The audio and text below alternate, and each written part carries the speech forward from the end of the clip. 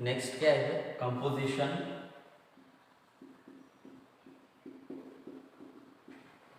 In vapour phase, composition of vapour phase.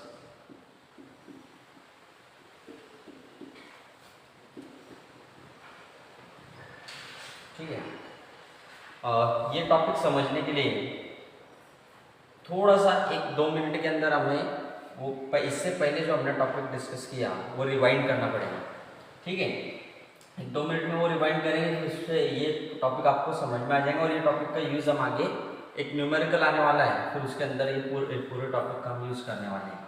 ठीक है, अभी तक क्या हमने क्या देखा कि एक सॉल्यूशन मैंने प्रिपेयर किया, 2 कंपोनेंट मिक्स करके, 2 लिक्विड मिक्स करके एक सॉल्यूशन बनाया, लिक्विड ए इसमें डाला, ठीक है, और लिक्विड बी डाला, ये दोनों मिक्स कर दिया इसके अंदर। ठीक है, और अब अगर मैंने इसको क्लोज कंटेनर के अंदर हीट प्रोवाइड किया तो हीट प्रोवाइड होने के बाद क्या है, लिक्विड को हीट प्रोवाइड करने के बाद इसकी वेपर्स बनेंगे। ठीक है, और ये वेपर्स की वजह से यहाँ पर वेपर प्रेशर जनरेट होगा। ठीक है, और ये जो वेपर प्रेशर यहाँ पर जनरेट होगा ये सॉल्यूशन का वो ये जो वेपर प्रेशर यहाँ पर जनरेट होगा उसको हम टोटल वेपर प्रेशर बोलेंगे, और which is actually the sum of Pt is equal to P1 plus P2। और ये P1 को मैंने क्या बोला था, partial pressure of one liquid और partial pressure of another liquid. ठीक है, अब हम क्या कर रहे थे, सॉल्यूशन के अंदर ए लिक्विड का वेपर प्रेशर कैलकुलेट कर रहे थे, और वो कैसे कैलकुलेट कर रहे थे फिर, और उसको मैं क्या बोल रहा था, पार्शियल प्रेशर, और पार्शियल प्रेशर कैसे कैलकुलेट कर रहे थे, P1 is equal to P10 into x1। P10 क्या था, vapour pressure in pure state, जब हम ए लिक्विड को सेपरेट करेंगे अलग बीकर में, उसका जो प्योर वेपर प्रेशर आएगा उससे हम क्या है उसके मोल फ्रैक्शंस को मल्टीप्लाई करेंगे और फिर उससे हमको क्या मिलेगा, पार्शियल प्रेशर मिलेगा। जो चीज मिलेगी उसको मैं क्या बोलूंगा, पार्शियल प्रेशर बोलूंगा। ठीक है, तो ये लिक्विड स्टेट के अंदर जो कंपोनेंट्स रहेंगे, ठीक है, जब दो लिक्विड मिक्स हो जाएंगे, सॉल्यूशन बन जाएगा लिक्विड स्टेट के अंदर। अब P1 कैलकुलेट करने के लिए, ठीक है, पार्शियल प्रेशर कैलकुलेट करने के लिए हमने ये फॉर्मूला यूज किया था। ठीक है, लेकिन अगर वेपर फेज के अंदर हम कंसीडर की जाए और वेपर फेज में अगर आपको कंपोजिशन कैलकुलेट करना है तो थोड़ा सा ये जो इक्वेशंस हमने बनाए हैं उसके अंदर चेंजेस आपको आएंगे। ठीक है, ये इक्वेशन का यूज करके हम जो कैलकुलेशन करेंगे, पार्शियल प्रेशर कैलकुलेट करेंगे या फिर हम जो कंपोजिशन कैलकुलेट करेंगे लिक्विड का, तो वो लिक्विड सॉल्यूशन के अंदर का कंपोजिशन आपको मिलेगा। लेकिन हीट करने के बाद क्या है, लिक्विड जो है वो आपका वेपर स्टेट में चला गया, वेपर फॉर्म में चला गया। तो इन शॉर्ट हम ऐसा बोलेंगे कि बाकी का जो लिक्विड है, लिक्विड ए और बी दोनों मिल करके वो ये वेपर फेज में या फिर गैसियस फेज में, तो यहाँ पर फिर हमें क्या है, ये गैसियस फेज में भी इसका कंपोजिशन कैलकुलेट करना पड़ेगा। देखो, अगर टोटल कंपोजिशन आपको कैलकुलेट करना है, टोटल ए लिक्विड का कंपोजिशन कैलकुलेट करना, कंपोजिशन का मतलब कंसंट्रेशन है और कंसंट्रेशन का मतलब अमाउंट, यानी कि इन शॉर्ट अगर एक बीकर हमने लिया, दो कंपोनेंट मिक्स किए, ए और बी, दो अलग अलग सॉल्यूशन मिक्स करें, और मिक्स करने के बाद अगर आपको किसी ने बोला, अब मैंने इसको हीट प्रोवाइड किया, हीट प्रोवाइड करने के बाद यहाँ पर क्या इसके वेपर्स बने और वेपर प्रेशर जनरेट हुआ। अब ऐसी स्टेट में अगर किसी ने आपको ए का कंपोजिशन पूछा, तो अगर सिर्फ सॉल्यूशन को कंसीडर करके अगर आपने कंपोजिशन कैलकुलेट किया तो आपका आंसर क्या रहना, रॉन्ग, क्योंकि बाकी का ए लिक्विड जो है वो गैसियस फॉर्म में वहां पर मौजूद है, वेपर स्टेट में वहां पर मौजूद है। ठीक है, और सिर्फ आप वेपर फेज में का कंपोजिशन एक्सप्लेन करेंगे तो वो भी कैलकुलेशन आपका क्या है, रॉन्ग है। तो आपको लिक्विड स्टेट में और वेपर फेज में दोनों फेज में का कंपोजिशन आपको क्या करना पड़ेगा, कैलकुलेट करना पड़ेगा, और उसी को मैं जब निकलेंगे तब मैं क्या बोलूंगा, वो उसका टोटल कंपोजिशन बोलो, कंसंट्रेशन बोलो, कंसेप्ट क्या है, सेम। तो दोनों, अब एक के लिए तो मैंने इक्वेशन बना लिया। क्या इक्वेशन बनाया था मैंने, पी टोटल बोलो, पीटी बोलो, या फिर बुक के अंदर सिर्फ पी भी यूज किया है। तो तीनों कंसेप्ट आपके लिए क्या है, सेम। तीनों कंसेप्ट आपके लिए क्या है, सेम। पी टोटल बोलेंगे, सिर्फ पी भी बोलेंगे तो भी चलेगा। तो P total is equal to, हमने इक्वेशन क्या बनाया था, P10 प्लस हाँ sorry P20 minus P10 into x2 plus P10, ऐसे इक्वेशन बनाया x2 प्लस P10, ठीक है। कुछ इस तरीके का इक्वेशन हमने बनाया था, सॉरी इक्वेशन थोड़ा रॉन्ग हो गया, P10 plus P20 minus P10 into x2, ये इक्वेशन हमने बनाया था, ये लिक्विड स्टेट के लिए, ठीक है। लेकिन गैसियस स्टेट के लिए क्या है, गैसियस स्टेट के लिए भी यही इक्वेशन यूज करें, लेकिन P1 calculate partial pressure calculate करने के लिए थोड़ा इक्वेशन चेंज हुआ। यहाँ पर पार्शियल प्रेशर कैलकुलेट करने के लिए हमने P10 इंटू x1 कंसिडर किया था, ठीक है। और यही कंपोनेंट को वेपर फेज में अगर आपको पार्शियल प्रेशर कैलकुलेट करना है तो अब यहाँ पर हम इक्वेशन क्या यूज करेंगे, P1 is equal to P into y1, ठीक है। और दूसरे कंपोनेंट B के लिए क्या है, P2 is equal to P into y2। तो यहाँ पर आपने क्या है, प्योर वेपर प्रेशर कंसीडर नहीं किया। ये P10 मतलब क्या है, vapour pressure in pure state, ठीक है, वो नहीं कंसीडर किया हमने, डायरेक्ट नई कंसेप्ट लिखी P, ठीक है। ये समझने के लिए मुझे थोड़ा ज्यादा एक्सप्लेन इसको करना पड़ेगा, लेकिन बात आपकी क्या है जल्दी समझ में आ जाएंगे।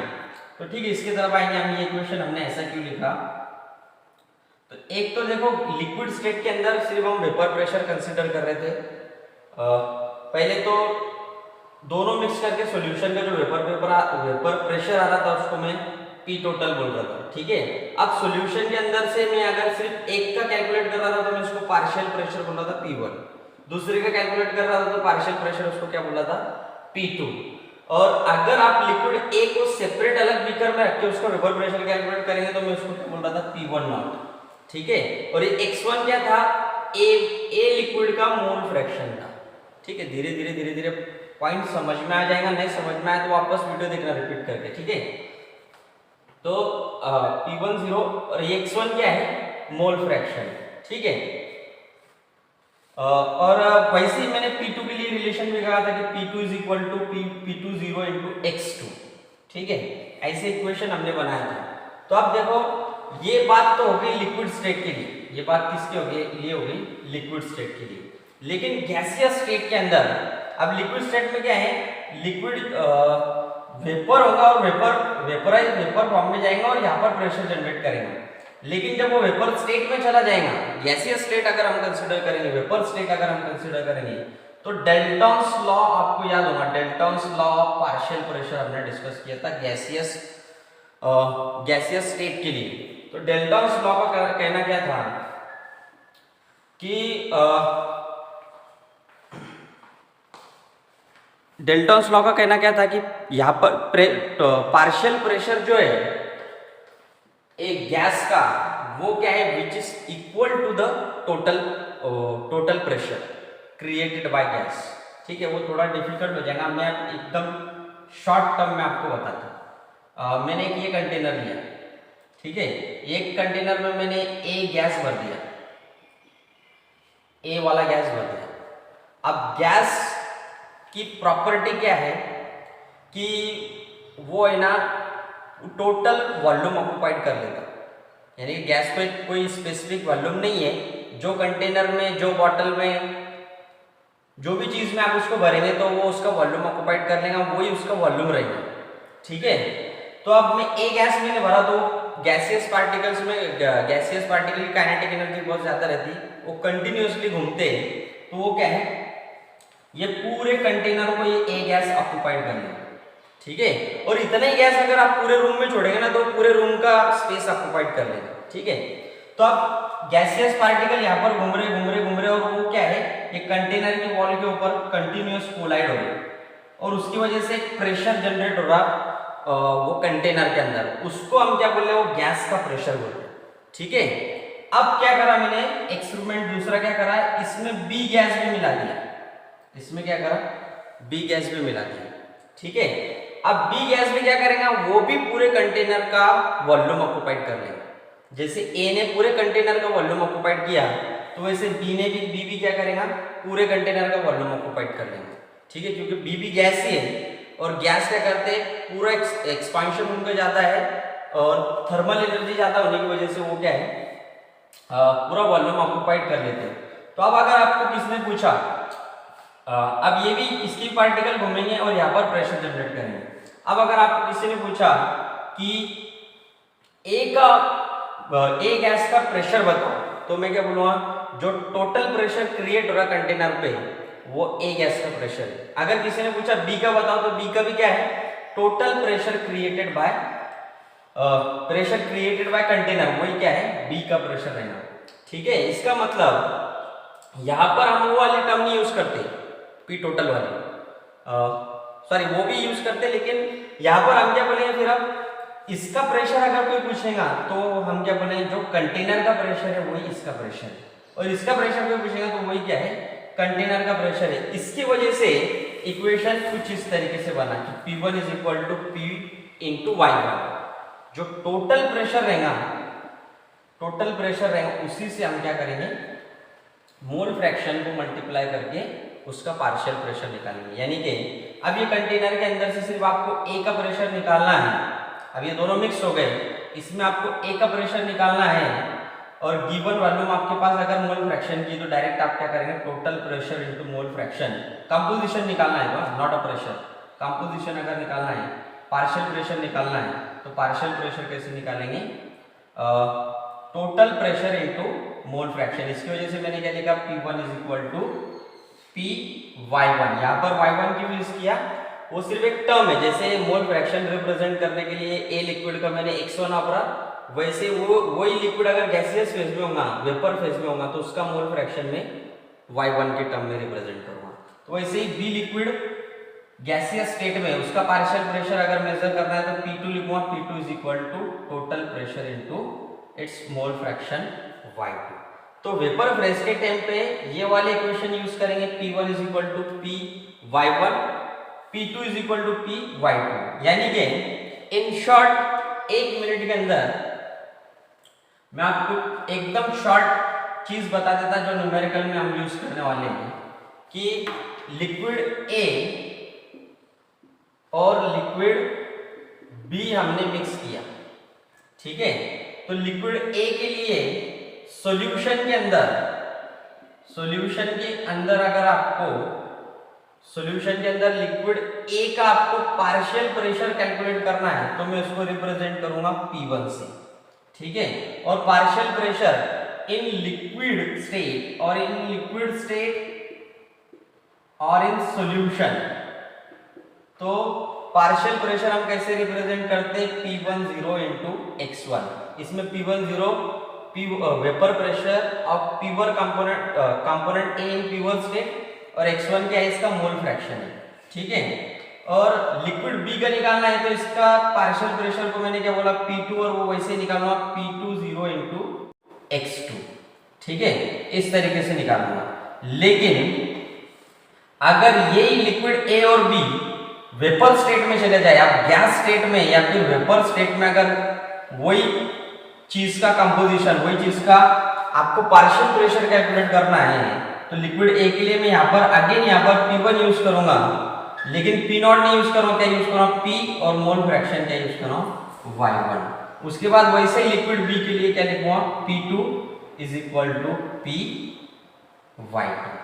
ये P1 क्या है, उसका पार्शियल प्रेशर, ये P टोटल प्रेशर, और Y1 क्या रहेगा आपका, Y1 is mole fraction of liquid A, P2 again partial pressure of liquid B, P क्या रहेगा आपका टोटल प्रेशर, और Y2 क्या रहेगा आपका mole fraction of liquid B। ठीक है, तो ये सिर्फ आगे आने वाला जो न्यूमेरिकल है उसके लिए हमने इतना ज्यादा डिटेल में देखा। अगर बहुत ज्यादा फास्ट हो गया होगा तो फिर आप वीडियो पॉज करके देख सकते हो बार बार। ठीक है, चलो न्यूमेरिकल की तरफ चलेंगे। उससे आपको 2.3 पेज नंबर 32 के ऊपर का एक न्यूमेरिकल हम सॉल्व करके देखेंगे।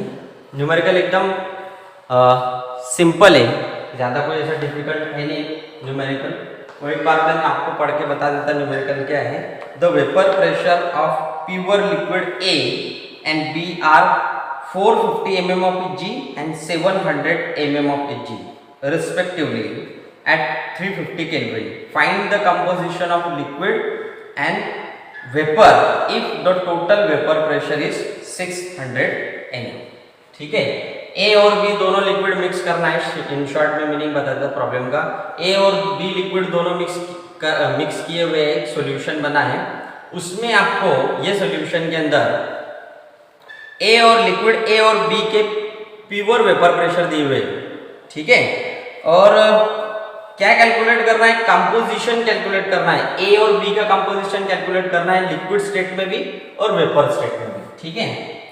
लिक्विड स्टेट में भी और वेपर प्रेशर में। सबसे पहले गिवन लिखेंगे क्या दिया हुआ है। तो गिवन में क्या है, लिक्विड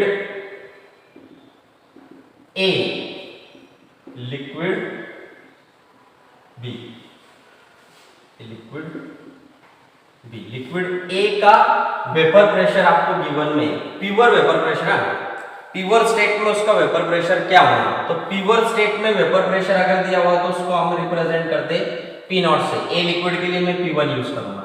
उसकी वैल्यू क्या है गिवन में मुझे 450 mm of Hg, ठीक है। उसके बाद गिवन में क्या है, लिक्विड बी का वेपर प्रेशर दिया हुआ है प्योर स्टेट में। तो प्योर स्टेट में वेपर प्रेशर अगर कोई कंपोनेंट का लिखेंगे तो उसके लिए क्या यूज करें, P0 और P0। बी के लिए इसके लिए P2 लिखूंगा। क्या है वैल्यू, 700 mm of Hg। और उसके बाद क्या चीज गिवन में है, टोटल प्रेशर दिया हुआ है P टोटल। P टोटल बोलो या फिर बुक में P टोटल की जगह पे सिर्फ P लिखा है। तो दोनों मिक्स करने के बाद सॉल्यूशन का वेपर प्रेशर क्या होगा, वो क्या दिया हुआ है 600 mm of Hg, mm of Hg, ठीक है। और एक चीज टेम्परेचर आपकी गिवन में है, हालांकि यहाँ पर टेम्परेचर की कोई जरूरत नहीं है ये न्यूमेरिकल में, फिर भी कंडीशन के तौर पर उन्होंने न्यूमेरिकल के अंदर टेम्परेचर की वैल्यू भी दी है। लेकिन हमें जो लगने वाली चीजें वो सारी चीजें हमने लिख दी। कैलकुलेट क्या करना है, टू फाइंड, क्या फाइंड करना है आपको, कंपोजिशन निकालना है। Composition of liquid A and B. A और बी का कंपोजिशन कैलकुलेट करना है लिक्विड स्टेट में और वेपर स्टेट में। वो चीज भी लिख लेंगे, लिक्विड स्टेट में और एंड वेपर स्टेट में। वेपर स्टेट बोलो, गैसियस स्टेट बोलो, बात सेम। कंपोजिशन का मतलब क्या है, कंपोजिशन का मतलब कॉन्सेंट्रेशन, अमाउंट। और कॉन्सेंट्रेशन हम एक्सप्रेस करते मोलरिटी के फॉर्म में भी और मोल फ्रैक्शन के फॉर्म में। तो यहाँ पर हम मोल फ्रैक्शन लेंगे क्योंकि मोल फ्रैक्शन हमने राउल्ट्स लॉ का जो डेरिवेशन देखा था उसमें हमने मोल फ्रैक्शन यूज किया। इसके लिए हम यहाँ पर कंपोजिशन मोल फ्रैक्शन में कैलकुलेट करेंगे, ठीक है। तो अब आगे सॉल्व करने से पहले सबसे पहले जो इक्वेशन हमने डिराइव किया है राउल्ट्स लॉ का वो लिख लेंगे। राउल्ट्स लॉ का इक्वेशन क्या था, डिराइव करने के बाद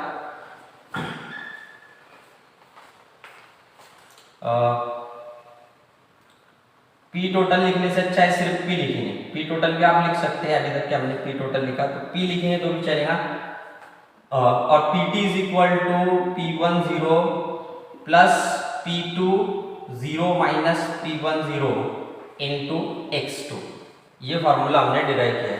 लिखने से पहले आप न्यूमेरिकल लिखते वक्त जब कभी भी आंसर लिखने तो ये फॉर्मूला हमने कहाँ से लाया वो लिख देना, यानी कि अकॉर्डिंग टू राउल्ट्स लॉ ऐसा लिखना और फिर ये वाला इक्वेशन लिखना, ठीक है। अब देखो इसके आगे क्या करना है, जो चीजें गिवन में है बस वो चीजें यहाँ पर लिखनी। P10 गिवन में क्या है 450 mm of Hg। P10 कितना दिया हुआ है 450 mm of Hg। और ठीक है लिखते चलेंगे। टोटल प्रेशर भी दिया हुआ है, क्या है 600 mm of Hg, यानी कि P की वैल्यू भी गिवन में, तो ये P की जगह पे क्या लिखूंगा मैं 600 mm of Hg which is equal to P10 की वैल्यू क्या है, ये P10 की वैल्यू कितनी है 450 mm ऑफ Hg, ठीक है। उसके बाद क्या है, प्लस उसके बाद ब्रैकेट में P20 की वैल्यू क्या है, 700 mm ऑफ Hg माइनस क्या करना है आपको, P10 यानी कि 450 mm ऑफ Hg इंटू आपको क्या करना है x2, इंटू आपको क्या है फॉर्मूला के हिसाब से इंटू उसके बाद क्या है x2, ठीक है। अब देखो सिंप्लीफाइड करने के लिए इसको थोड़ा इधर ले जाएंगे, ठीक है। सिंपल करने के लिए कैसे करेंगे, 600, अब मैं यहाँ पर यूनिट नहीं लिखता mmHg, सिर्फ कैलकुलेशन करेंगे उसके बाद यूनिट ले देंगे। 600 minus 450 which is equal to 700 minus 450 into क्या आ रहा आपका x2, ठीक है। तो 600 माइनस 450 कैलकुलेशन करने के बाद आपको कुछ आंसर 150 मिलेगा इसका, ठीक है। इसका आंसर क्या मिलेगा आपको 150, 600 माइनस 450, और उसके बाद ये कैलकुलेशन करने के बाद आपको क्या मिलेगा 250 इंटू में यहाँ क्या बचा x2, ठीक है। तो अब देखो x2 अगर कैलकुलेट करना है, यहाँ पर आ गया, मगर x2 कैलकुलेट करना है, x2 को इधर ले जाएंगे या फिर 250 को इधर लेके जाएंगे, x2 आपको मिल जाएंगे। यानी कि हम कैसे कर सकते हैं 150 upon 250 which is equal to x2, सिर्फ इसको नीचे लेके चलेंगे, ठीक है। 0 कैंसल, 5 से डिवाइड हो जाएगा, 5 3 15, 5 5 25, तो क्या आ जाएगा आपका 3 डिवाइडेड बाय 5। आंसर क्या मिलेगा, आंसर 3 डिवाइडेड बाय, इधर लिखते इधर 3 डिवाइडेड बाय 5, आंसर क्या मिलेगा 0.6। तो x2 की वैल्यू क्या मिली आपको 0.6। आपको कैलकुलेट क्या करना है, कंपोजिशन, वो भी मोल फ्रैक्शन में। तो A का मोल फ्रैक्शन क्या था x1 और B का मोल फ्रैक्शन क्या है x2, यानी कि आपको x1 और x2 कैलकुलेट करना है, ठीक है, लिक्विड स्टेट के लिए। और गैसियस स्टेट के लिए हमने मोल फ्रैक्शन के लिए फॉर्मूला कौन सा यूज किया, y1 एंड y2, ठीक है। यानी कि आपको x1 x2 की वैल्यू क्या मिली, x2 इज इक्वल टू 0.6, और वो कैलकुलेशन हमें पता है x1 plus x2 is equal to 1। तो उस हिसाब से ये इक्वेशन के हिसाब से x1 निकालना होगा, तो x1 is equal to 1 minus x2, तो फिर क्या करेंगे x1 is equal to 1 minus x2 क्या है, x2 की वैल्यू 0.6, तो यहाँ पर लिख दिया 0.6। कैलकुलेशन करने के बाद x1 इज इक्वल टू 0.4, तो इस हिसाब से x1 और x2 की वैल्यू आपकी दोनों की मिल गई, ठीक है। अब क्या है, देखो लिक्विड स्टेट में A1 और A2 का कंपोजिशन हमने फाइंड आउट कर लिया, लेकिन वेपर स्टेट में A1 और A2 का कंपोजिशन हमें फाइंड आउट करना है, ठीक है।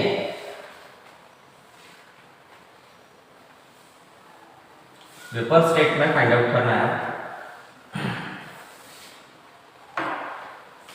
वेपर स्टेट में सेकंड क्या है, वेपर स्टेट में आपको कंपोजिशन फाइंड आउट करना है। तो वेपर स्टेट के लिए मैंने आपको बताया क्या लिखेंगे हम, y1 एंड y2, यानी कि आपको y1 और y2 की वैल्यू कैलकुलेट करनी है वेपर स्टेट के अंदर, ठीक है। तो यहाँ पर भी हम क्या करेंगे, पहले तो वो इक्वेशन वापस में लिख लेता हूं कि लिक्विड स्टेट के अंदर अगर आपको पार्शियल प्रेशर कैलकुलेट करना है, तो उसके लिए हमने क्या यूज किया था, टर्म क्या यूज की थी, P1 is equal to P10 into x1, और लिक्विड B के लिए P2 is equal to P10 into x2। लेकिन गैसियस स्टेट के लिए वही इक्वेशन क्या बन जाएंगे, P1 is equal to P into y1, और इसके लिए क्या है P2 is equal to P into y2, P into y2, ठीक है। तो ये इक्वेशन का यूज करके क्या करेंगे, y1 और y2 कैलकुलेट करेंगे हम। तो ये इक्वेशन यूज करके हम ये नीचे वाला y1 कैलकुलेट करना है, P1 is equal to P into y1, ठीक है। अब इसमें आपको ये क्वेश्चन के हिसाब से y1 निकालना है, तो ये p इधर चला जाएगा, ठीक है, ये p इधर चला जाएगा, क्या बनेगा, p1 upon p is equal to y1, ठीक है, ऐसे लिखो, या फिर y1 is equal to p1 upon p लिखो। कंसेप्ट दोनों क्या है आपकी सेम, सिर्फ इक्वेशन रीअरेंज हुआ है, दूसरा कुछ नहीं है। जो चीज कैलकुलेट करनी है उसको हमने बाहर निकाला है, y1 निकालना था, मैंने उसको इधर ले लिया, क्या बन गया, p1 upon p is equal to y1, ठीक है। अब देखो क्या करना है, पहले तो p1 की वैल्यू पुटअप करनी है।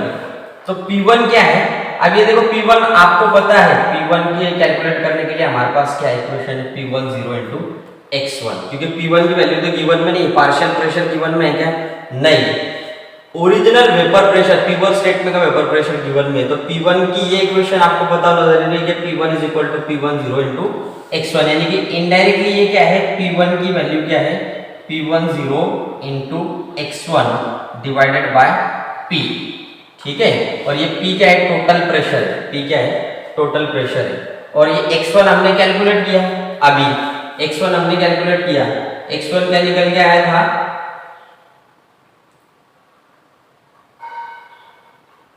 0.4, x1 क्या निकल के आया था, सॉरी 0.6, 0.6 निकल के आया था।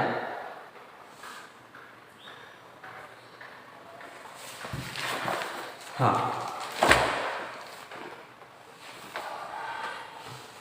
सॉरी 0.4 नॉट 6, 0.4 हमने x1 निकाला था पहले, अभी p1 0 की वैल्यू मुझे पता है, p1 0 पार्शियल प्रेशर पहले का क्या है,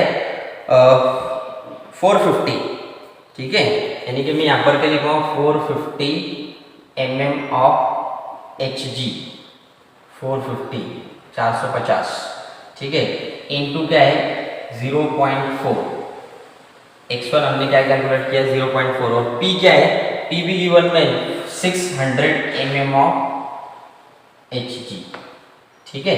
अब ये दोनों कैलकुलेशन करने के बाद आपको आंसर मिलेगा, y1 का आंसर क्या मिलेगा, ये कैलकुलेशन करने के बाद, ये तो mm कट हो जाएगा, कैलकुलेशन करने के बाद आपको आंसर मिलेगा y1 का, y1 इज इक्वल टू 0.3,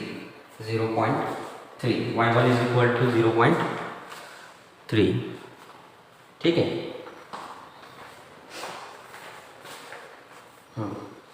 तो अब यहाँ पर वैसे ही जैसे x1 निकाला था और x1 पे से x2 निकाला था, तो वैसे y1 हमें पता है, y1 की वैल्यू क्या है 0.3, तो यहाँ पर हमें जैसे x1 plus x2 is equal to 1 है, वैसे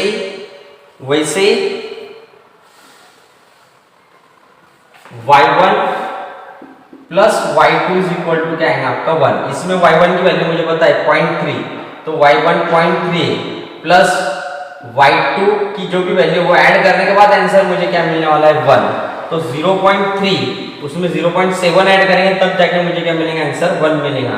तो y2 की वैल्यू इनडायरेक्टली क्या निकल के आएंगे, y2 इज इक्वल टू 0.7, तो इस हिसाब से ऐसे हमने क्या है, लिक्विड स्टेट में भी और गैसियस स्टेट में भी इसका कंपोजिशन जो है वो हमने कैलकुलेट किया। ये थोड़ा सा न्यूमेरिकल अलग है, जिसमें वेपर स्टेट और लिक्विड स्टेट में आपको कंपोजिशन कैलकुलेट करना है। अगर समझ में नहीं आई ये बात तो थोड़ा सा